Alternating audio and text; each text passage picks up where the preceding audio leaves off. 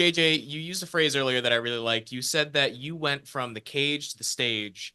Now that you've been speaking to all these audiences over the last couple of years and you've been sharing your story, what is the number one takeaway you want your audiences to have after hearing you speak?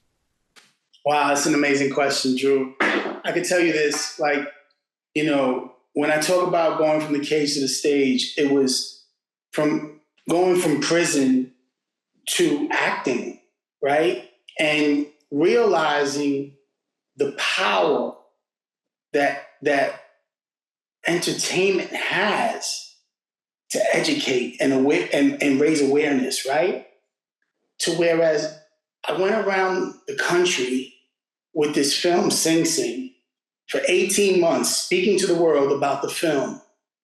And the main message of that film, of Sing Sing Files, the book written by Dan Slepian, of Sing Sing Chronicles, or Letters from Sing Sing, it all comes down to human dignity, right?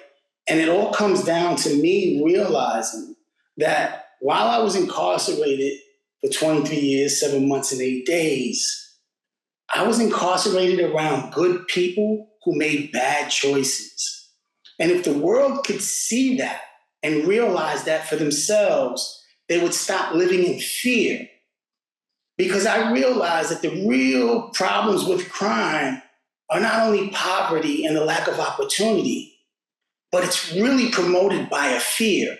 And we don't realize that the people inside, the people that are incarcerated, the people that we label as domestic terrorists in our world, are actually afraid of the world.